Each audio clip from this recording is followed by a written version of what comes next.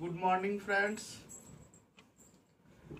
आज फिर YouTube channels पर मुगल काल के श्रृंखला को आगे बढ़ाते हुए हम तीसरे महत्वपूर्ण मुगल बादशाह की चर्चा करेंगे, अकबर। अकबर पर आज विस्तृत से चर्चा होगी। वैसे अकबर का अगर हम विस्तारित रूप से वर्णन करेंगे तो इसमें काफी समय लग सकता है। अकबर के उपलब्धियों को हम लोग दो तीन समूह में बांटकर देख सकते हैं। सबसे पहले अकबर के साम्राज्य विस्तार की पर अलग से चर्चा कर सकते हैं। अकबर के प्रशासनिक नीति पर अलग से चर्चा की जा सकती है। अकबर के राजपूत नीति पे अलग से चर्चा की जा सकती है। अकबर के धार्मिक नीति को अलग से पढ़ाया जा सकता है। तो हमारा प्रयास होगा कि अकबर को हम लोग कम से कम 2-3 वीडियो के माध्यम से समझेंगे, क्योंकि एक वीडियो में अकबर का समुचित मूल्यांकन कर पाना संभव नहीं है। लेकिन आज अकबर का साम्राज्य विस्तार को हम लोग समझेंगे, उसकी जीवनी को जानेंगे। सबसे पहली बात, अकबर को जानने के लिए हमारे पास पर्याप्त स्रोत है। जैसा कि मैं आपको बताना चाहूंगा कि खुद मैंने भी अकबर महान पे डिलीट की है। मुझे भी डिलीट की उपाधि प्राप्त हुई है। मध्यकालीन भारत की सांस्कृतिक एकता और अकबर, इस पर हम अलग से चर्चा करेंगे। दूसरा, सबसे महत्वपूर्ण स्रोत अकबर को जानने का हमारे पास है अबुल फजल द्वारा लिखित आईने अकबरी, जिसे ब्लॉकमैन ने अनुवाद किया है। यह 3 खंड में कंपाइल है और इसका तीसरा खंड आईने अकबरी कहलाता है, जिसका अंग्रेजी में अनुवाद बेवरिज महोदया ने की है। वह भी आईने अकबरी भी हमारे पास 3 खंड में उपलब्ध है, जिससे अकबर के शासनकाल पर पर्याप्त प्रकाश पड़ता है। उसके अलावा अकबर पर बहुत सारे किताब लिखे जा चुके हैं। अलीगढ़ वालों का बहुत ज्यादा काम हुआ है। इख्तियार आलम खान साहब की किताब है Akbar and the his age. Damodar Lalgar ने अकबरनामा का हिंदी भाषा में अनुवाद किया है। राहुल संकृत्यायन जी की किताब आई है अकबर महान पे। बीएन लुनिया की किताब है अकबर महान पे। इरफान हबीब साहब ने अकबर और तत्कालीन भारत पे किताबें लिखी है। सीरीन मुसवी मैम की भी किताब है some episode of life of Akbar. तो लॉट ऑफ सोर्स है अकबर को जानने के लिए। लेकिन अकबर कालीन प्रमुख 3 साहित्यकार हुए जिनके कृतियों से हमें अकबर पर पर्याप्त प्रकाश पड़ता है। पहला अबुल फजल, जिन्होंने आईने अकबरी और अकबरनामा को संकलित किया। दूसरे फारसी साहित्यकार के रूप में हम अब्दुल कादिर बदायनी का नाम लेते हैं, जिन्होंने मुंतखाब उल तवारीख नामक पुस्तक लिखी। और तीसरे इतिहासकार साहित्यकार थे निजामुद्दीन अहमद, जिन्होंने तबकाते अकबरी लिखी। तो इस प्रकार हम देखते हैं कि अकबर पर पर्याप्त सामग्री हमारे सामने में उपलब्ध है। जैसा कि हम जानते हैं कि पानीपत के द्वितीय युद्ध जो 5 नवंबर 1556 ईस्वी में हुई थी, अकबर ने बैरम खां के नेतृत्व में आदिल शाह सूर, जो शेरशाह का आखिरी उत्तराधिकारी था, उसके सेनापति हेमू को परास्त किया। पानीपत का द्वितीय युद्ध बहुत ही बड़ा ही निर्णायक युद्ध था। अकबर को यह लग रहा था कि लगभग भारत से मुगलों के पांव उखड़ चुके हैं, अब उन्हें हिंदुस्तान छोड़ना पड़ेगा और हेमू दिल्ली पर अधिकार कर लेगा और पुनः हिंदू शाही शासन का वह जन्म दे सकता है। लेकिन बैरम खां की सूझबूझ ने अकबर को यह विजय दिलाई और मुगल साम्राज्य की फिर से पुनः मजबूती के साथ स्थापना हुई।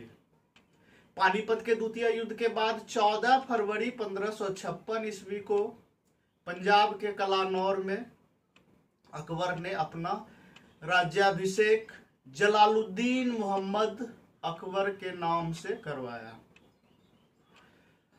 मुगल इतिहास में अकबर का काल 1556 ईस्वी से लेकर 1607 ईस्वी तक माना जाता है। जलाल अकबर के बचपन का नाम था। यह नाम उसकी मां हमीदा बानो उच्चारित करती थी। महामंगा भी उन्हें जलाल कहकर पुकारती थी। अकबर का जन्म 15 अक्टूबर 1542 ईस्वी को, जैसा कि मैंने पूर्व के वीडियो में यह चर्चा किया था, अमरकोट के राजा जो सिंध प्रांत पाकिस्तान में है, बीरसाल के घर हमीदा बानो की कोख से हुआ था, जो हुमायूं की सिया पत्नी थे और फारस के मीर अब्दुल जामी की पुत्री थी। अकबर तैमूर वंशावली का तीसरा शासक था। अकबर को अकबर आजम कहा गया। अकबर महान की संज्ञा से हम नवाजते हैं, चूंकि अकबर अपने से पूर्व के शासकों, अपने पितामह बाबर और पिता हुमायूं से भिन्न था और अपने बाद के शासकों के लिए उसने एक उदार पथ को छोड़ा और एक मुगलों के शासन का मार्ग प्रशस्त किया। अकबर के बचपन का नाम बदरुद्दीन था। बहुत इंटरेस्टिंग ये बात है। बद्र का अर्थ होता है पूर्ण चंद्रमा। तो अकबर का एक नाम बदरुद्दीन मोहम्मद अकबर इसलिए पड़ा क्योंकि पूर्णिमा के दिन अकबर का जन्म हुआ था और अकबर नाम उसके नाना शेख अली अकबर जामी के नाम से लिया गया। तो इस प्रकार हम देखते हैं कि अकबर का राज्याभिषेक हुआ। अकबर के अगर हम शासन को देखें तो उसे हमें 2-3 भाग में बांट कर अध्ययन करना पड़ेगा। सबसे पहले अकबर का प्रारंभिक जीवन अगर हम देखें तो 1556 से लेकर 1600 ईस्वी तक का जो काल रहा वह अकबर के लिए बैरम खां का संरक्षक काल था। बैरम खां की संरक्षण में उसने शासन को चलाया, लेकिन मनमाने ढंग से बैरम खान ने शासन को अंजाम दिया, जिससे अकबर दुखी भी हुआ और वह धीरे धीरे बैरम खान से मुक्ति चाहने लगा। 1560 ईस्वी आते आते लगभग 17.5-18 साल का अकबर बालिग हो चला था और उसने इस इच्छा को जाहिर किया कि वह अब बैरम खान से मुक्ति चाहता है और इस काम में उसे मदद मिली उसकी धाई मां महामंगा से। महामंगा ने आश्वासन दिया कि वह उसे बैरम खान से छुटकारा दिला देगा। तो 1561 ईस्वी में अकबर ने बैरम खान को मक्का हज की अनुमति दी और 1561 ईस्वी में मक्का जाते समय धोखे से उसकी हत्या कर दी गई। बैरम खान एक योग्य सेनापति था। उसकी वीरता से प्रभावित होकर हुमायूं ने अपने भाई हिंदाल की पुत्री सलीमा सुल्ताना बेगम से बैरम खां का विवाह किया। बैरम खां की हत्या के बाद हम देखते हैं कि अकबर सलीमा सुल्ताना बेगम से निकाह कर लेता है और उसके छोटे बेटे अब्दुल रहीम को अपना संरक्षण प्रदान करता है। तो 1560 तक का काल बैरम खां के संरक्षण का काल रहा। 1560 से लेकर 1562 ईस्वी तक का काल, जिसे मुगल शासन में पर्दा शासन के नाम से जाना गया, इसे हम पेटीकोट गवर्नमेंट कहते हैं। अर्थात अकबर 2 साल तक अपनी धाई मां महामंगा से प्रभावित रहा और महामंगा उससे मनमाने ढंग से अपने फैसले को मनवाती रही। इसी बीच में हम देखते हैं कि अकबर का साम्राज्य विस्तार का कार्यक्रम शुरू हो जाता है। अकबर के विजय अभियान को अगर हम देखेंगे तो सबसे पहले अकबर का 1561 ईस्वी में मालवा पर अभियान हुआ बाज बहादुर के खिलाफ और इस अभियान का सेनापति अधम खां और पीर मोहम्मद था। अधम खां महामंगा का बड़ा पुत्र था और अपने को काफी योग्य मानता था और वो अकबर से भी परस्पर वैमनस्यता का भाव रखता था, क्योंकि उसे लगता था कि उसकी मां के कारण ही अकबर शासन चला रहा है। मालवा अभियान बहुत ही घाती हुआ, बाज बहादुर के राज को जमकर लूटा गया और 1561 ईस्वी में अधम खां को मालवा का प्रांतीय सूबेदार गवर्नर बना दिया गया। अधम खां के उत्पात से मालवा में बदअमनी फैल गई। उसने मालवा के लूटे गए हाथी और बाज बहादुर के हरम के स्त्रियों को गायब कर दिया, जिससे अकबर बड़ा कुपित हुआ और वह अधम खां को दंडित करने के लिए स्वयं मालवा जाता है। इस बीच महामंगा मालवा पहुंचकर उन हरम की सुंदरियों को मरवा दिया।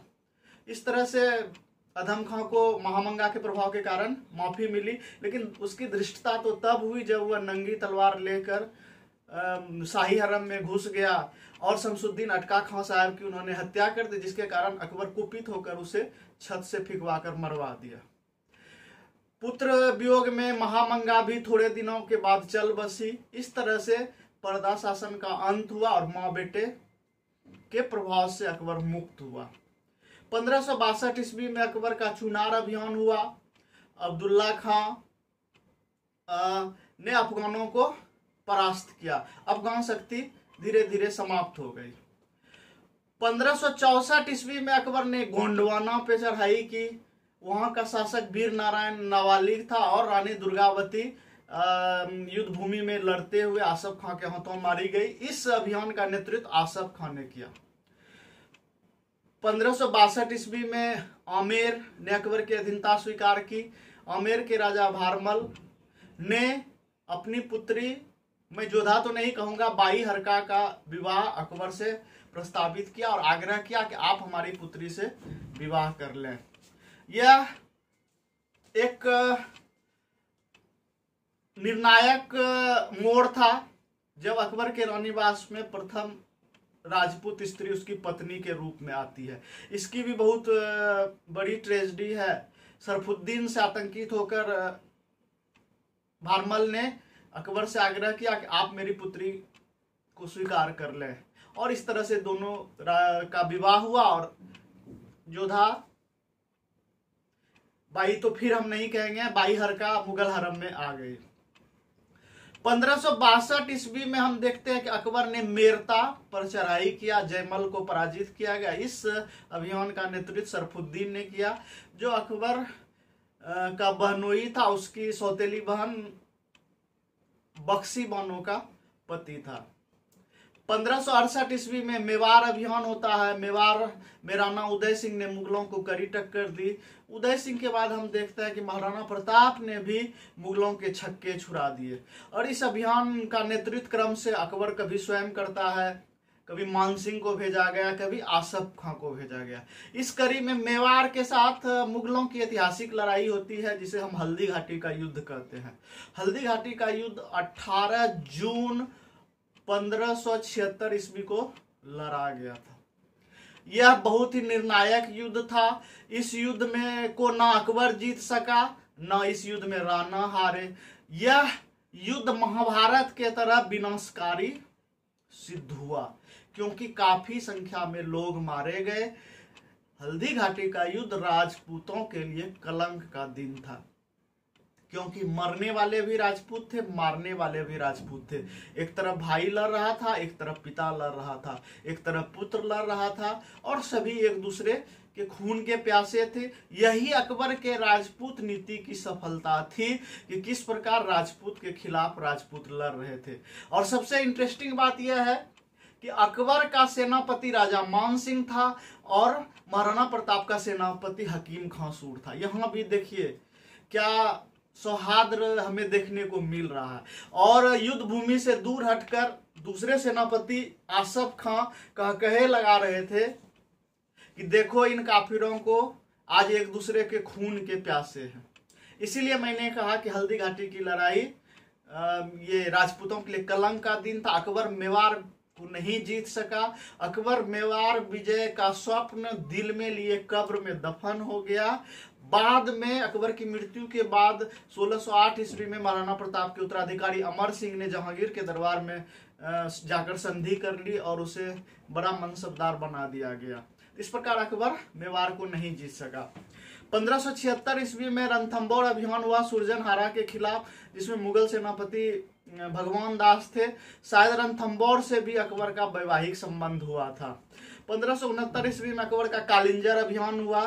वहां के शासक रामचंद्र थे, जिसे मजनू शाह और काक शाह की संयुक्त सैन्य टुकड़ी ने परास्त किया था। 1570 ईस्वी में मारवाड़ अभियान हुआ। रावचंद्र सेन के ऊपर अकबर ने विजय प्राप्त कर ली। 1570 में जैसलमेर अभियान हुआ मुगलों का। रावल हर राय ने अधीनता स्वीकार कर ली।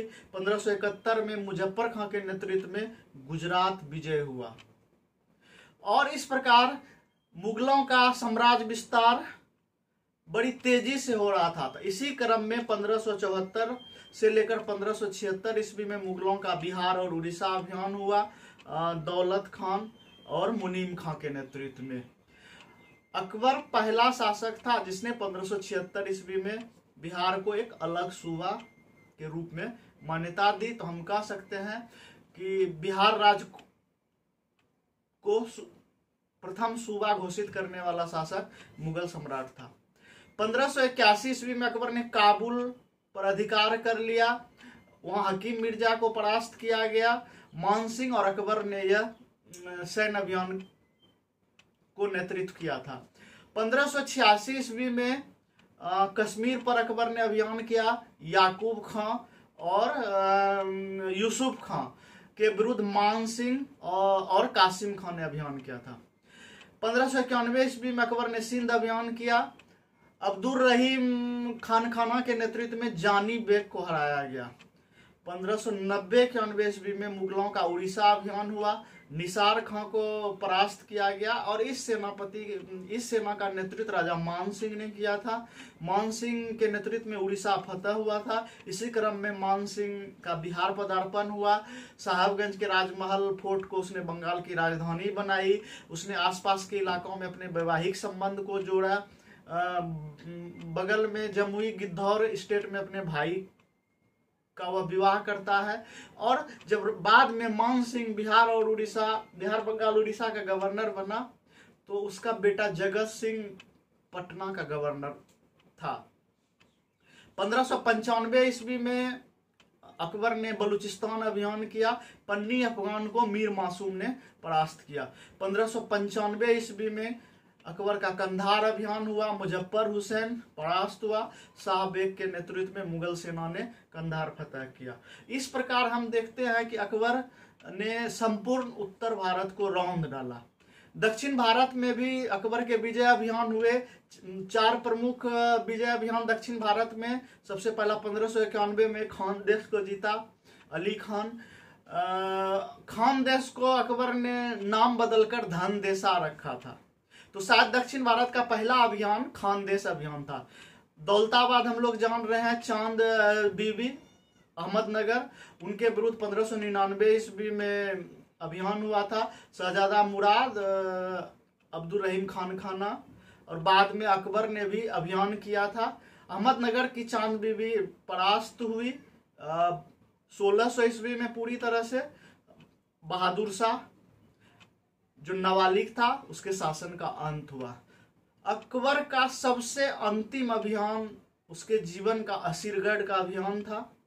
वह 1601 ईस्वी में हुआ था और मीरन बहादुर के नेतृत्व में यह अभियान हुआ था। तो अकबर का सबसे पहला अभियान हम कह सकते हैं कि मालवा अभियान था और सबसे अंतिम अभियान असीरगढ़ का अभियान था। असीरगढ़ के बाद मुगलों का कोई इस तरह के महत्वपूर्ण अभियान नहीं हुई, क्योंकि 1602 ईस्वी में अबुल फजल की हत्या होने के बाद अकबर का स्वास्थ्य धीरे धीरे गिरता है और वह शासन से विमुख होने लगा।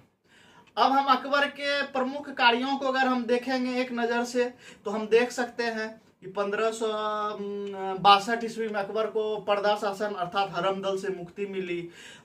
1562 ईस्वी में ही अकबर ने दास प्रथा का उन्मूलन किया। 1563 ईस्वी में अकबर ने तीर्थ यात्रा महसूल को हटाया, जो हिंदुओं को अपने धार्मिक स्थान जैसे बनारस, काशी, मथुरा जाने पर देना पड़ता था, इस कर को उसने हटाकर हिंदुओं के दिल को जीतने का काम किया। 1564 ईस्वी में उसने जजिया कर को समाप्त किया। जजिया कर बहुत बोझिल नहीं था, किंतु वह हिंदुओं के लिए ड्वेल सिटीजनशिप, दोहरी नागरिकता का मापदंड रखता था। जजिया का उन्मूलन तत्कालीन भारत की एक महत्वपूर्ण बात थी, क्योंकि उस समय अकबर को लगभग 2.5 करोड़ दाम रेवेन्यू लॉस हुआ था। तो यह एक बहुत बड़ा निर्णय था जजिया को हटाना, और इससे धीरे धीरे हिंदू राजपूत समुदाय के प्रति अकबरों का विश्वास बढ़ा और हिंदुओं का भी विश्वास अकबर में बढ़ता है। 1571 ईस्वी से लेकर 1586 ईस्वी तक अकबर की राजधानी फतेहपुर सिकरी रही थी, और फतेहपुर सिकरी में 1575 ईस्वी में अकबर ने इबादत खाना की स्थापना की, प्रार्थना गृह की स्थापना की, सभी धर्मों के न्यायियों को बुलाया और उनसे आचार विचार लिए। इसी क्रम में हम देखते हैं क्या कि अकबर के दरबार में हिंदू विद्वान आमंत्रित हैं। जैन धर्म के जैनाचार्य हीर विजय सूरी को अकबर जगत गुरु की उपाधि देता है। ईसाई पादरी सेंट थॉमस उसके दरबार में आता है। उसी तरह आपके पारसियों को अकबर अपने दरबार में आयोजित करता है। इन सब बातों की विस्तृत चर्चा हम अकबर के धार्मिक नीति में करेंगे, अलग से उसको हम लोग जानेंगे। इबादत खाना का द्वार सभी धर्मों के लिए खोल दिया गया। 1578 ईस्वी में अकबर ने इस्लाम से ऊब कर इबादत खाना का द्वार सभी धर्माचार्यों के खोल दिया, और अंततः 1579 ईस्वी में अकबर ने एक धार्मिक घोषणा पत्र किया, जिसे हम लोग महजर का घोषणा कहते हैं, और अपने आप को आगरा के शाही मस्जिद के इमाम को बर्खास्त कर खुद को इमाम आदिल घोषित कर दिया, और स्वयं को जिल्ले इलाही कहा। जिल्ले इलाही का अर्थ होता है ईश्वर का प्रतिबिंब, शैडो ऑफ अल्लाह, और आज के बाद इस्लाम के किसी भी विवाद का निपटारा हम इमाम ऑफ द एज हैं, इमाम आदिल हैं। इस तरह से महजर की घोषणा मुगल कालीन इतिहास में एक महत्वपूर्ण मोड़ था, जब अकबर ने अपने आप को इस्लाम का प्रधान, व्याख्याकार, मुजताहिद घोषित कर दिया। हालांकि उसके इस कदम का मुसलमानों ने विरोध किया। फैजी अब्दुल कादिर बदायनी से कुफ्र का फतवा कहता है। बहुत सारे आलोचकों ने इसकी आलोचना भी की। इनकी चर्चा हम लोग अलग से करेंगे, उनके धार्मिक नीति को। 1582 ईस्वी में अकबर ने दीन इलाही की स्थापना की थी। दीन इलाही मोटे तौर पर हम कह सकते हैं कि हिंदुओं और मुसलमान संप्रदाय के बीचों के दूरी को खत्म करने के लिए उसने एक धार्मिक विचार को लाया। दीन इलाही में अच्छी अच्छी बातों का संग्रह था, सभी धर्मों से अच्छी अच्छी बातों को लिया गया था। इसका प्रधान पुरोहित स्वयं अकबर था, और इसको स्वीकार करने वाला केवल एक हिंदू शासक था, प्रथम और अंतिम, जिसे हम कह सकते हैं वह बीरबल था। दीन इलाही मानने थोपी नहीं गई, मानना या ना मानने उसकी अपनी अभिव्यक्ति थी। यहाँ तक कि अकबर के जीवन काल में दीन इलाही को मानने वाले की कुल संख्या 72 ही रही। अकबर के बाद दारा उसके दीन इलाही से प्रभावित, शायद दारा शासक होता तो दीन इलाही का कुछ और स्वरूप होता, लेकिन यह एक तरह से हम कह सकते हैं कि अकबर के साथ ही उसकी दीन इलाही भी समाप्त हो गई। और इस तरह उसने धार्मिक सहिष्णुता का परिचय दिया कि एक बार का प्रसंग है कि वह राजा मान सिंह को कहता है कि तुम मेरे दीन इलाही को क्यों नहीं मान लेते हो। इस पर मान सिंह ने जवाब दिया कि हुजूर, आपका धर्म आपको मुबारक, मैं अपने हिंदू धर्म में खुश हूं। अर्थात एक शासक को मुंह पे टके सा जवाब दे देना, यह धार्मिक सहिष्णुता का द्योतक था। अगर राजा शासक चाहता तो अपने तलवार के बल पर अपने धर्म या धार्मिक विचार को वह थोप सकता था, लेकिन अकबर ने बिल्कुल ऐसा नहीं किया। 1583 ईस्वी में अकबर ने इलाही संपद को चलाया था। 1585 ईस्वी में उसने लाहौर को अपनी राजधानी बनाई थी। अकबर बहुत बड़ा खुद इंजीनियर था। अबुल फजल लिखता है कि सम्राट अपने दिमाग में, अपने मस्तिष्क में बड़े बड़े महलों के नक्शे को तैयार करता था, शहरों को बसाने की योजना उसके दिमाग में चलती थी, बाद में वह मिट्टी गारे के रूप में स्वरूप में दे दिया जाता है। 1571 ईस्वी में गुजरात विजय के उपलक्ष्य में अकबर ने बुलंद दरवाजा का निर्माण किया था। जैसा कि मैं चर्चा कर चुका हूं कि मुगलों की राजधानी फतेहपुर सीकरी थी। मोटे तौर पर 1571 से 1586 तक फतेहपुर सीकरी का किला बनाया गया। फतेहपुर सीकरी में आप देखेंगे बड़े बड़े इमारत बने, पंचमहल, जामा मस्जिद, बुलंद दरवाजा, शेख सलीम चिश्ती का मजार था, दीवाने आम दीवाने खास है, सलीम का महल है, जोधाबाई का महल वहां का सबसे बड़ा महल था। शायद इसी आधार पर लोगों ने यह अनुमान लगाया कि जोधाबाई के महल को देखते हुए कि जोधाबाई अकबर की पत्नी थी, जैसा कि उस महल के आगे में जोधाबाई का महल अंकित है। तो इसमें बहुत सारी बातें फिक्शन है, इसमें कहीं कोई सच्चाई नहीं थी। तो इस प्रकार अकबर ने निर्माण कार्य को भी अंजाम दिया। लाहौर का किला 1565 ईस्वी में, इलाहाबाद का किला 1583 ईस्वी में बनाया। इलाहाबाद यह शब्द इलाही बाग से आया। इलाही मतलब अल्लाह के रहने का घर। चूंकि प्रयागराज सारे पवित्र हिंदुओं का प्रसिद्ध तीर्थ था, सारी देवता मान्यता थी, सारे देवी देवता यहाँ वास करते हैं, इस वजह से अकबर ने उसका नाम इलाही बास रखा। इलाही बास शाहजहां के समय में जाके यह इलाहाबाद के नाम से प्रचलित हुआ। अजमेर का किला 1570 ईस्वी में अकबर ने बनाया। अटक का किला 1581 ईस्वी में अकबर ने निर्माण किया था। और आगरा किले का निर्माण 1565 से 1573 ईस्वी के बीच किया गया था।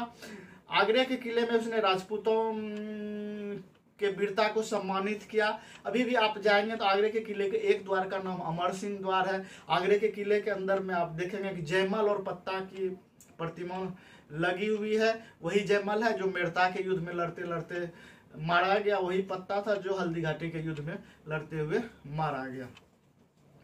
अब अकबर के शासन के कुछ थोड़ी बहुत अन्य बातों की अगर हम चर्चा करते हैं तो मोटे तौर पर हम जानते हैं कि अकबर का दरबार नवरत्नों से भरा हुआ था।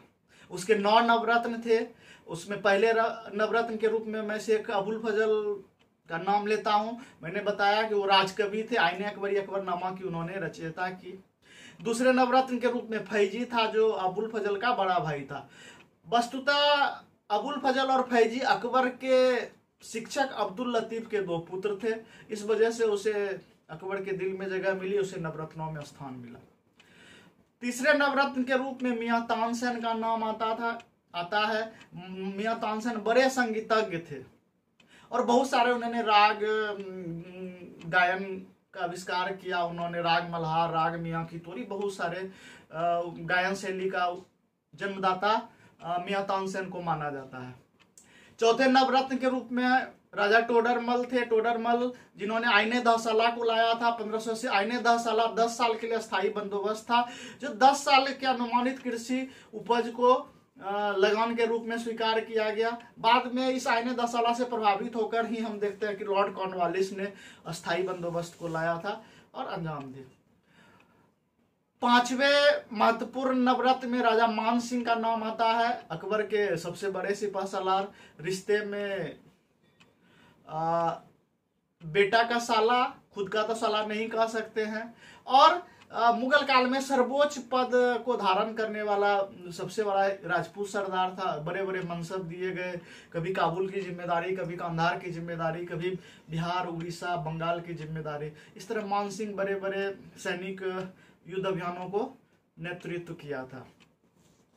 7वें नवरत्न के रूप में हम लोग बीरबल को जानते हैं। 8वां नवरत्न हकीम हुमाम था और 9वें नवरत्न के रूप में मुल्ला दो प्याजा थे। इसीलिए मुल्ला दो प्याजा नाम पड़ा क्योंकि ये प्याज खाने के शौकीन थे।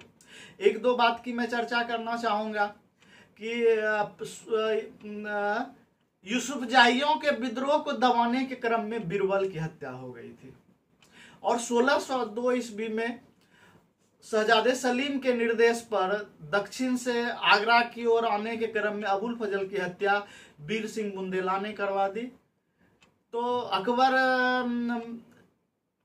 अबुल फजल की हत्या के बाद अपने पुत्र पर काफी कुपित भी हुआ, लेकिन वह पुत्र था दंडित नहीं कर सका। यहीं से अकबर का स्वास्थ्य गिरना शुरू हो जाता है। इन नवरत्नों में प्रसिद्ध नवरत्न के रूप में हम अबुल फजल, मियां तानसेन जो अकबर के दरबार का प्रमुख संगीतकार था। इस तरह अकबर के नवरत्न अपने उस युग के अपने अपने विधा के धनी व्यक्तित्व थे। अकबरकालीन सूफी संतों में अगर हम चर्चा करते हैं तो शेख सलीम चिश्ती का नाम आता है, जिनके नाम पर अकबर ने अपने बेटे सलीम का नाम रखा था।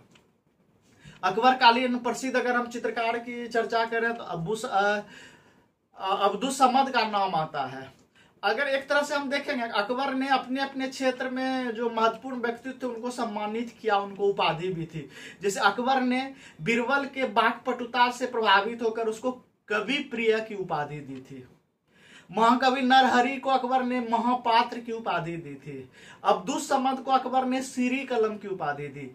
मोहम्मद हुसैन कश्मीरी को अकबर ने जरी कलम की उपाधि दी। अब्दुल रहीम जो हिंदी के बहुत बड़े कवि हुए, अकबर ने खान खाना की उपाधि दी।